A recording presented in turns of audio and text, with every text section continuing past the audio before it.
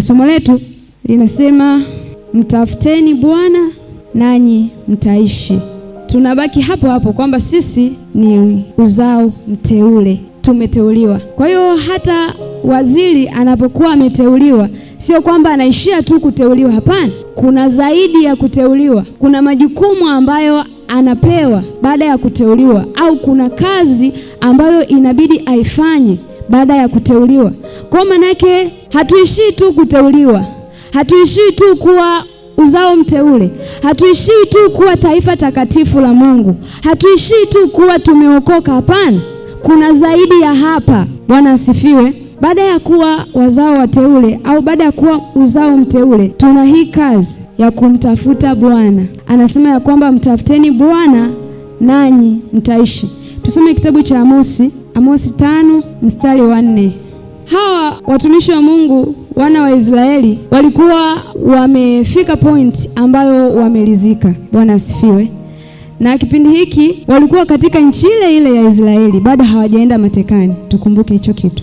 Bwana asifiwe. Na sisi tunasema sisi ni kanisa letu linaitwa Gilgal. Kwa hiyo hawa wana wa Israeli walipokuwa katika ile nchi yao, walifika pointi ambayo wakalizika, dhuluma zikawa zinaendelea kwenye ile nchi yao. Mambo mengi sana, mambo ya haki yalikuwa hayafanyiwi kazi. Lakini Amosi kama nabii akawa amepata unabii kutoka kwa Mungu. Baadaye akawa amezungumza hiki kitu ambacho kipo kwenye hii Amosi 5. Baada haya yote kuwa yametokea, dhuluma inaendelea, watu hawapendi haki, watu wamemwacha Mungu wa kweli, wanaabudu miungu mingine. Anawaambia kwamba maana Bwana awaambia hivi, nyumba ya Israeli, nitafuteni mimi nanyi mtaishi. Bwana asifiwe. Kwa maana hii katikati ya dhuluma na maisha ambayo yalikuwa yakiendelea pale, watu wamemwacha Mungu, wamegeukia miungu mingine, lakini Amosi anawaambia hawa watu kwamba Bwana anasema nitafuteni mimi nanyi mtaishi. Maana hata mtakapokuwa matekani, wale ambao watanitafuta hao wataishi. Nimeandika pointi hapa kwamba kutafuta ni kama kuzingatia kupata kitu fulani ambacho unakihitaji, na hicho kitu kitakuwa na matokeo kwako. Ukisoma kwenye Biblia ya Kiingereza huu mstari anaelezea hii kutafuta kama kusik. Anasema seek me. Bwana asifiwe. Anasema Bwana asema nitafuteni mimi. Na ukizungumzia kitu au kwa lugha ya Kiingereza kwamba seek ina maana gani? Ni zaidi ya kutafuta kitu ambacho kimepotea. Yaani ni kutafuta kitu kwa kuzingatia, kwa dhamira ya ndani kwamba mimi nataka kupata kitu fulani. Yaani ile tamaa yako ya ndani kwamba ninatamani kukipata hiki kitu. Kwa maana yake kuna watu ambao wanatafuta ushindi, kuna watu ambao wanatafuta kufaulu. Unafikiri mtu ambaye anakuwa maybe TO wa hapa Tanzania anapata tu kwa bahati mbaya hiyo nafasi?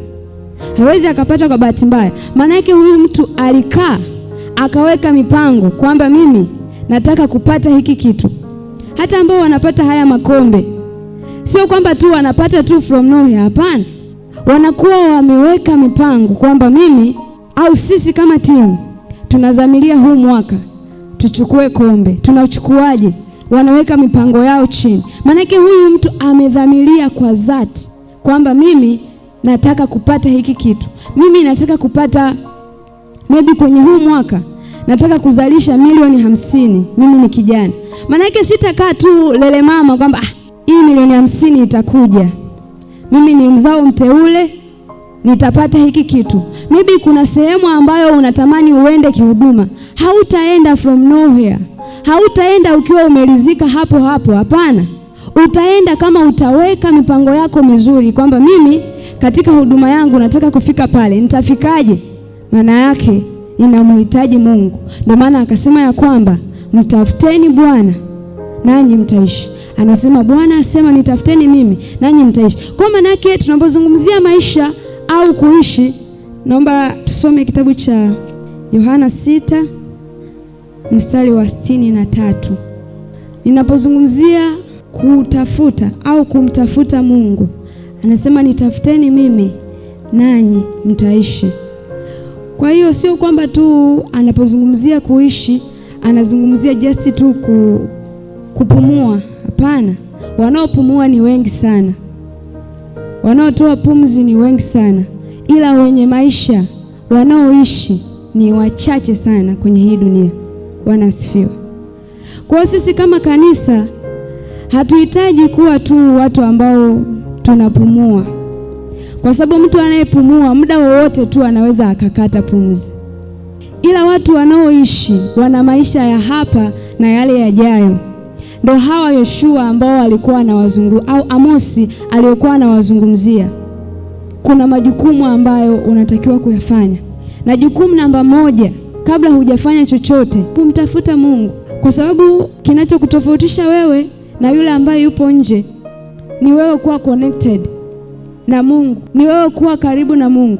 Hiyo ndio tofauti pekee ya wewe au ya mimi na yule mtu ambaye yupo nje hajamwamini Mungu. Kitu cha kwanza ni kujifunza sana neno la Mungu na kukusudia kuliishi. Bwana asifiwe. Ni watu wengi sana ambao wanajifunza neno la Mungu, ni watu wengi sana ambao wanasoma neno la Mungu, ila watu ambao wanakusudia kuliishi neno la Mungu ni wachache. Lakini Yesu hapo kwenye Yohana 6 anasema maneno haya ni yasemayo ni roho tena ni uzima. Kwa hiyo maana yake tukihusianisha na somo letu anaposema mtafuteni Bwana nanyi mtaishi, kwa maana yake kuishi kwetu au uzima wetu umeambatanishwa sana na hili neno ambalo Yesu anasema ya kwamba haya ni yasemayo. Maana yake maneno ninayoyasema mimi ni Yesu, haya maneno ni uzima tena ni roho. Anasema ni yasemayo ni roho tena ni uzima.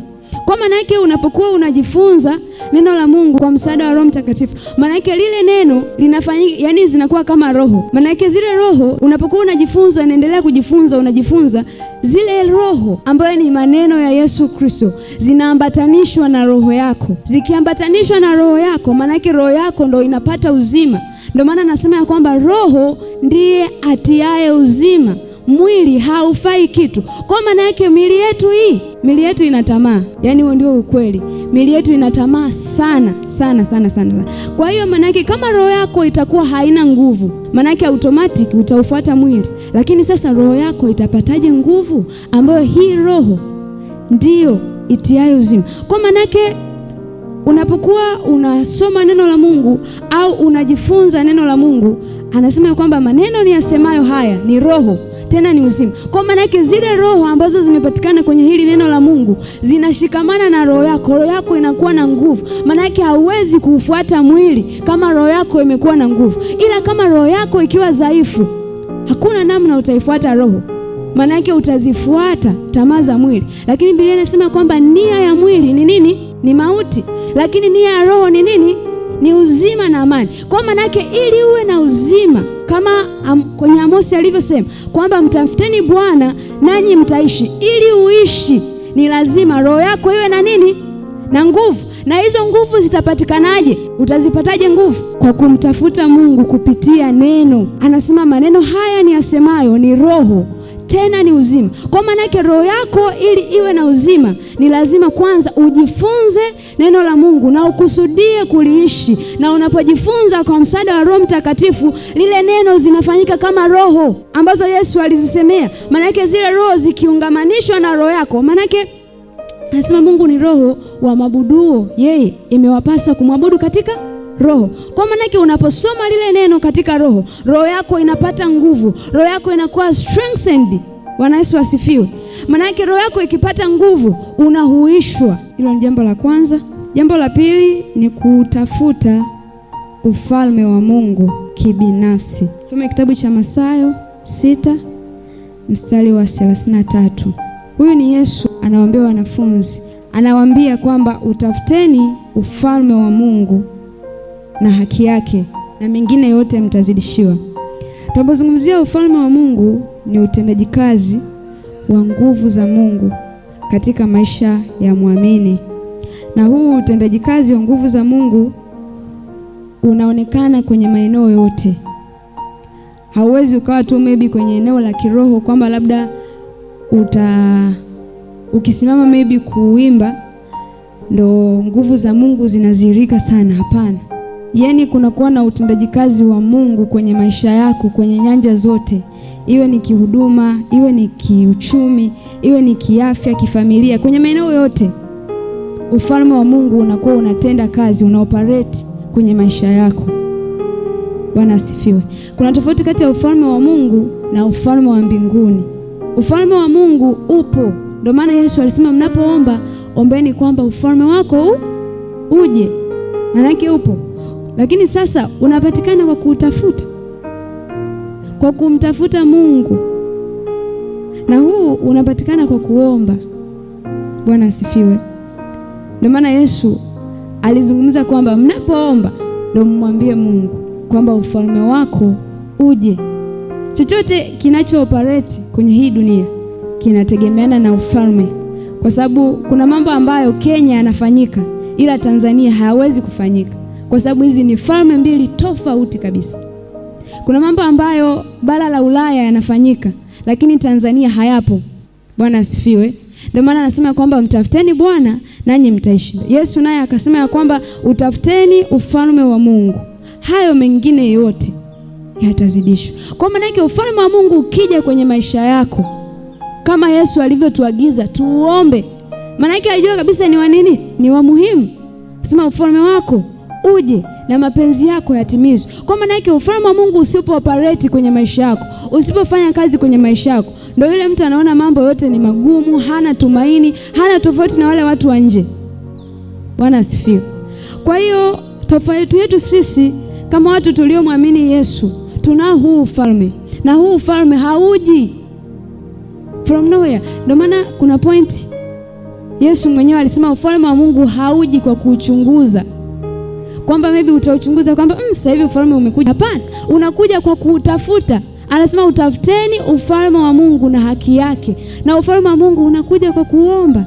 Ndio maana Yesu asema muombe, ombeni kwamba ufalme wa Mungu uje, ufalme wako uje na mapenzi yako yatimizwe. Kwa maana yake unapokuwa unaomba, unamwambia Mungu, naomba ufalme wako uoperate kwenye uchumi wangu, uoperate kwenye huduma yangu. Maana yake kunakuwa na utendaji kazi wa Mungu mwenyewe kwenye maisha yako. Kwa maana yake katika kumtafuta Mungu imetupasa kufanyaje? Kutafuta sana ufalme wa Mungu kibinafsi. Bwana asifiwe. Pointi ya 3 ni kwa kuto kufuata mwili bali kuenenda katika roho. Msomaji wangu asome kitabu cha Wagalatia 5 mstari wa 16 na 17. Anasema ya kwamba enendeni kwa roho, wala hamtazitimiza kamwe tamaa za mwili, kwa sababu mwili hutamani ukishindana na roho, na roho kushindana na mwili. Kwa maana yake kuna muda kunakuwa na vita kati ya mwili wetu, mwili wangu mimi Nuru, na Roho Mtakatifu. Roho Mtakatifu anasema Nuru, amka uombe, au maybe usilale bila kusoma neno, usilale bila kumtafuta mtu fulani mkumbushe kuhusiana na ibada. Kwa sababu tumesema kwamba nia ya mwili ni mauti, lakini nia ya roho ni uzima, na sio kwangu tu, hata kwa watu wengine. Bwana asifiwe. Kwa hiyo maana yake Roho Mtakatifu anaweza akawa anakuambia kwamba fanya jambo fulani, fanya jambo fulani. Anakukumbusha kabisa kwamba huu ni muda wa ibada, nenda ibadani, usibaki nyumbani leo, mbona hauna kazi, fanya hiki kitu. Ila lakini mwili unasema unajua umetoka kazini, umechoka sana, pumzika kidogo.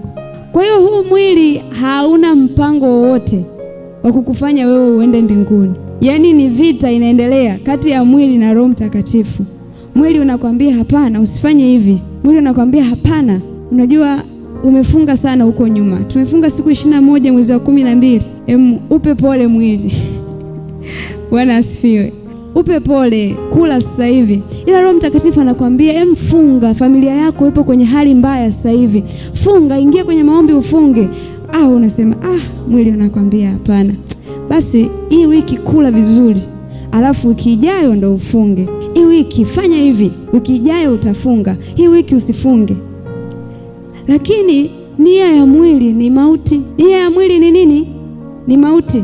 Kwa maana yake inatakiwa uwe attentive, au uwe attentive kuisikia sauti ya Roho Mtakatifu. Wakati mwingine sauti ya Roho Mtakatifu inakuja kwa upole sana kwamba hapana, funga. Wiki ijayo kuwa na maombi ya kufunga peke yako. Achana na maombi ambayo tunatangaziwa hapa kanisani. Anakwambia uwe na maombi. Wiki ijayo ufanye jambo fulani la kimungu. Ila mwili unakwambia kwanza sasa hivi hauna hela. Kwanza sasa hivi uko namna fulani. Labda nikupe ushuhuda.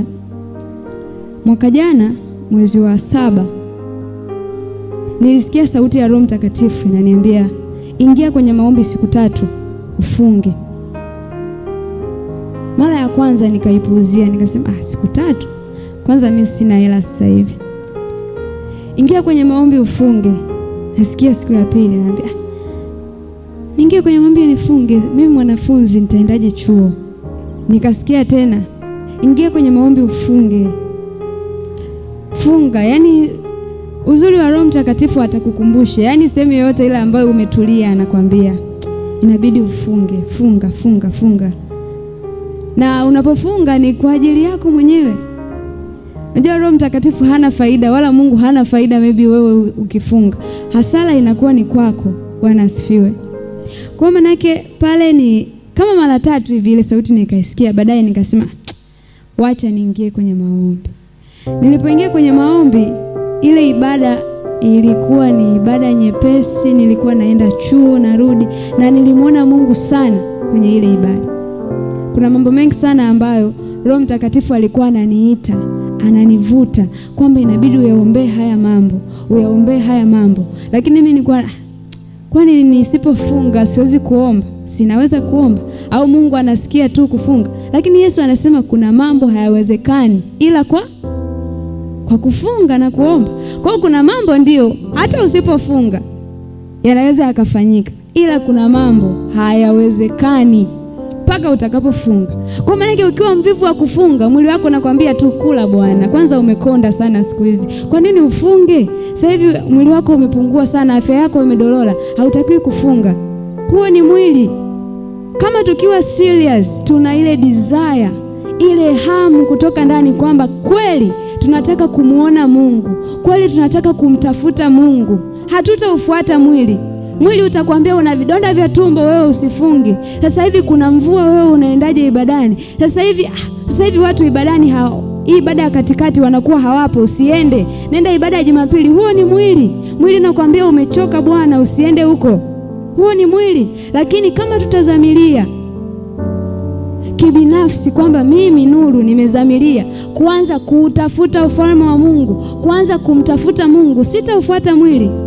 Biblia inasema kwamba utakapoenda mbinguni tutavikwa miili mipya. Maana yake hii miili inakuvuta nawe kwamba hapana, inatakiwa ubaki hapa duniani, ila roho zetu ndizo zitakazoenda mbinguni. Kwa maana yake kama mwili wako au roho yako itakuwa haina nguvu, ndio maana sauti ya mwili inakuwa na nguvu wakati mwingine kwenye maisha yako. Roho Mtakatifu anakuamsha kwamba hapana, amka uombe, amka uende kanisani. Unasema wacha nilale hizi dakika 10 kwanza, wacha nilale hizi dakika 20 nitaamka. Bwana asifiwe. Ngoja kwanza nifanye kitu fulani ndio nitaenda. Ila lakini Roho Mtakatifu anakusisitiza kwamba fanya hiki. Ndio maana anasema kwamba mwili na roho vimepingana.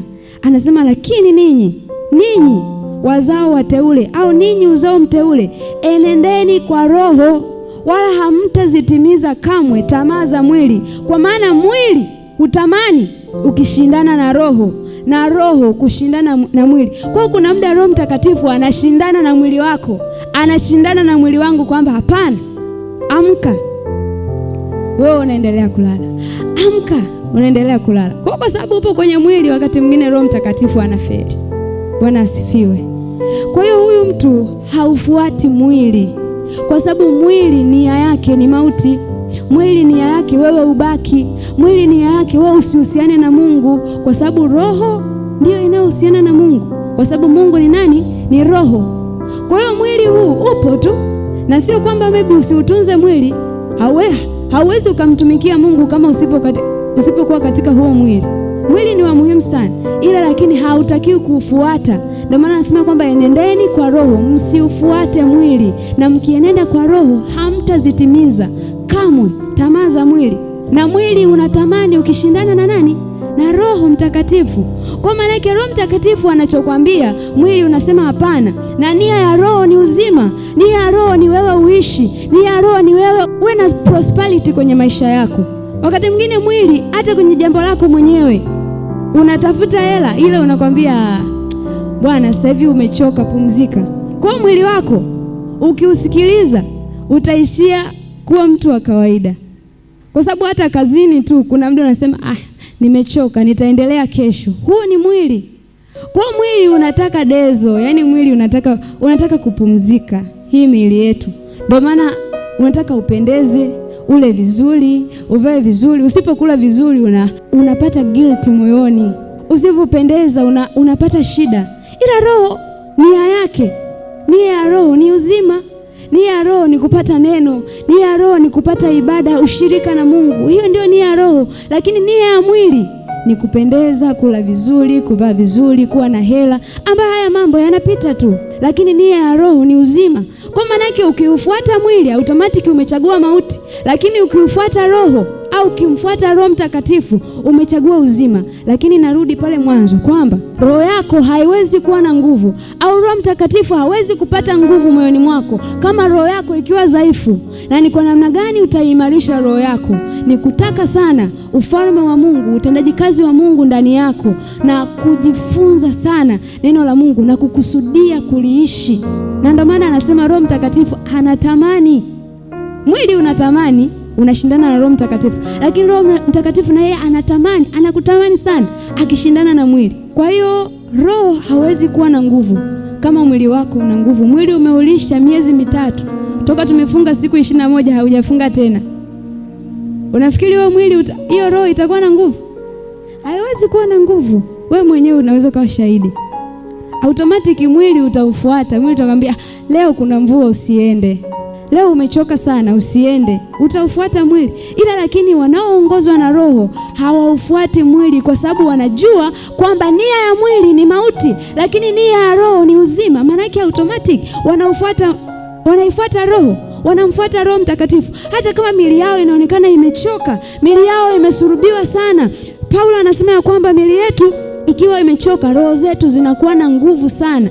Kwa maana yake wakati mwingine unausurubisha mwili wako ili upate nguvu. Maana yake unapoona kabisa, mbona sasa hivi mwili unanishinda? Sasa hivi mwili mbona una nguvu sana? Maana yake unaingia rohoni ukisema hapana, sasa hivi ninausurubisha huu mwili. Ninaacha kula siku 3. Kuna tabia inakusumbua. Unasema hapana, hii tabia siwezi kuiacha. Siwezi kuiacha. Huko ndiko kumtafuta Mungu. Kutokulizika na kile ulichonacho. Tukusudie kumtafuta Mungu. Roho Mtakatifu anatutamani